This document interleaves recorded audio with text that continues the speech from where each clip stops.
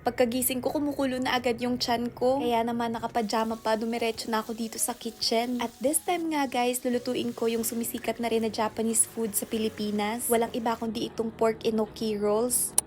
Ni-ready ko na yung mga ingredients at alam nyo ba na sobrang mura lang ng enoki dito sa Japan. Sa Pilipinas pa guys, magkano yung ganitong klase ng mushroom? Dito kasi sa Japan, tag 78 yen lang or halos 30 pesos. Isa nga rin sa dahilan kung bakit gustong gusto ko nagluluto neto. Kasi yung mismong pagluluto dito, talagang ako mismo nag-e-enjoy. Nakaka-enjoy kasi yung pagpapaikot ng mushroom dito sa maliit na slice natin na karne. Pwede nyong gamitin yung beef pero this time pork nga tong meron ako. Ang bilis ko lang na rolyo lahat. Nagpaapoy na rin ako ng kalan at sinalang itong pan. Gagamit tayo dito ng olive oil pang prito nung enoki rolls na napaikot-ikot natin kanina. Mas healthy kasi kapag ka olive oil yung gagamitin natin at saka itong pinakakarne. Magmamantika na rin ng sarili. Depende sa inyo. Pwede rin hindi na kayo gumamit ng kahit na anong mantika. Maghihiwa na nga sana ako ng sibuyas dito kaso lang naisip ko na baka masunog. Kaya naman bago ako maghiwa ng sibuyas, binaliktad ko na muna itong piniprito natin. Nung nabaliktad ko na lahat, doon ako nagsimula maghiwa ng sibuyas. This time, gagawa na ako ng para sa sauce, pati itong sibuyas na panggisa. Para sa pinakalasa, kailangan natin paghaluin yung soy sauce, cooking sake, mirin, para medyo matamis-tamis yung maging lasa. Kung mahilig kayo sa medyo mas matamis pa katulad ko, pwede nyong lagyan ng asukal. Nilagyan ko na rin ng paminta at pati ng garlic paste since wala tayong fresh garlic ngayon. Dito ko na sa mangkok hinalo-halo lahat ng mga ingredients. Nung nakita kong luto na yung enoki rolls natin, inihango ko na rin. Nagmantika nga yung pinakarne kaya tinanggalan ko muna ng mantika dito sa pan tapos saka ko isinalang at ginisa itong sibuyas. At kung nakikita nyo guys, pinaghihiwa-hiwalay ko nga itong mga sibuyas. Nung medyo golden brown na yung sibuyas natin, nilagay ko na rin yung sauce. Ito talaga yung magbibigay ng lasa sa enoki natin. Naglagay rin ako ng tubig.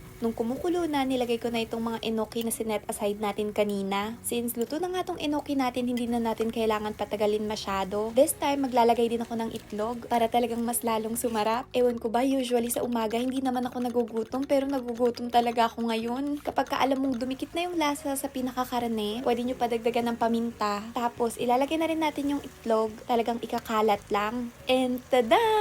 Grabe guys, sobrang sarap ng itsura. Nakaka-proud talaga kapag meron akong naluluto na talagang alam kong hindi pumalpak. Yung lasa, grabe guys, sobrang sarap. Habang kumakain, magsha-shoutout tayo ngayon guys. Shoutout po kay Otepwai from Makati. Shoutout din kay Rosie na walang apelido. Hello at shoutout din po kay Yanyan Abella Paatos from Laguna, kung saan masarap yung ube halaya. Natuwa rin ako sa comment ni Dump ni Akla. Talagang nakaspecify yung Toyama Japan. Shoutout din po kay Jujilin Ballesteros, na lagi din daw nanonood pero ngayon lang nakapag-comment. Hello at shoutout din po kay Margie Atadero Lesondra, na taga dito din sa Japan sa Ehime Imabari. Ayun lang muna ang shoutout natin ngayon guys. Ubusin ko muna tong kinakain ko.